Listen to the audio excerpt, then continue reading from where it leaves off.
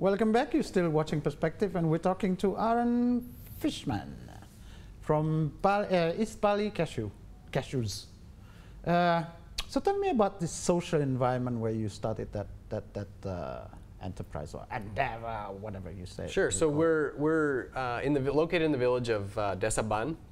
And Ban as in Ban as in, that's the name, yeah. Originally it was called Ban Ban, and then they shortened it, but it has no relation to the tire.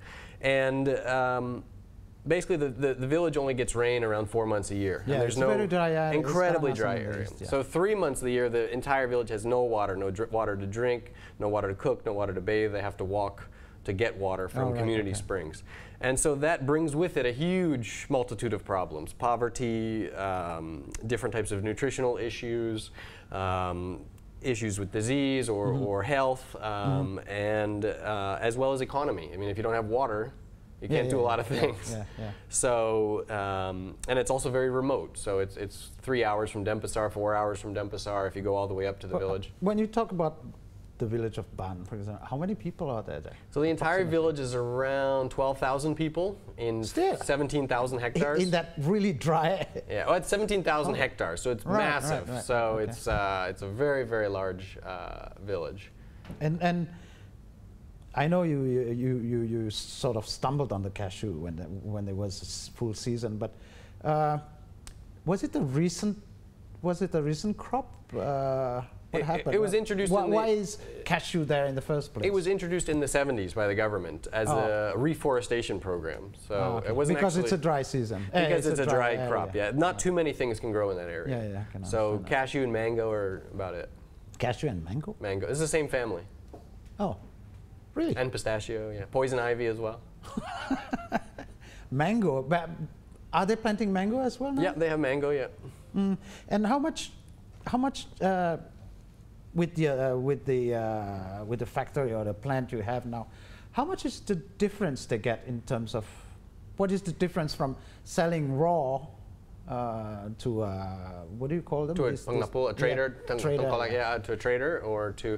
It's a good question. I get what you're getting at. I think you have to separate into two classes. So those who are working directly for us. So everyone who works for us, the 300 some odd people, 85% of whom are women.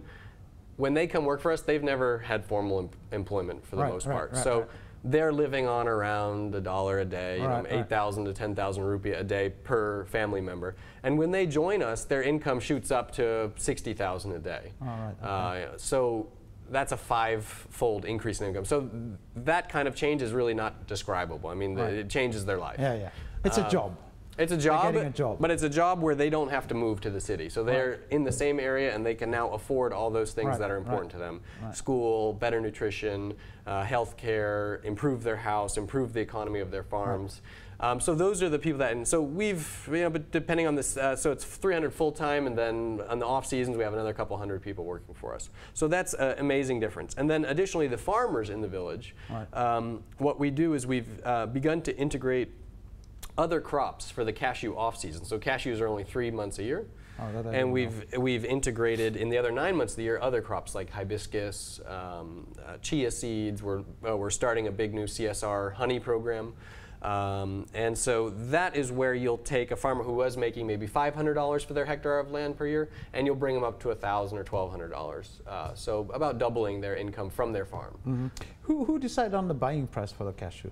The buying price is done via actually a global price. It's a dollar-denominated price. And then it's individually in Indonesia is kind of controlled by weekly market prices that come from India and Vietnam. And then that price is very clearly brought to the farmer, so every single farmer knows about it. Exactly, especially in the age of cell phones, what the market price for the week is. And you said you had about, what, 300? Employees, correct. Yeah. Influence. That's. You said the village is about what, 12,000 people. 12,000. Yeah. So we employ them, and so that maybe that one employee has 5 family members. So we kind of directly or indirectly employ about 20% of the village. Okay.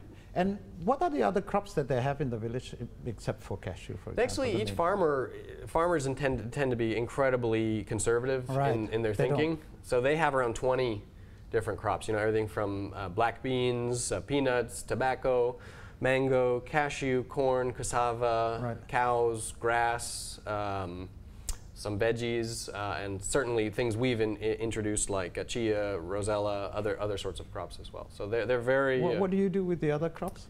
The rosella, is that you ever had rosella tea, hibiscus tea? I know what it is. Yeah, so yeah, we sell it in value-added 40-gram bags to make tea out of, and in beautiful sweets to add to granola, muesli, other products like that. Oh, okay. So one can say that it did have an impact. Your a massive impact. On the village. Yeah, a massive impact. Yeah. One of that I think is people are not moving. No, we've actually brought people back from the city. Oh, really? They said, "Oh, it's susah banget di sini," so they say, oh, come back to the village. They get a job and they bring the skills that maybe they have learned in the city to the village. And what about the? I mean, where does the demand come from? You're supplying what? We're supplying, I think right now we're at around 400 retail outlets in Indonesia. So, mini marts, supermarkets, places where you would buy cashews, a snack bag. You're hungry. You missed lunch.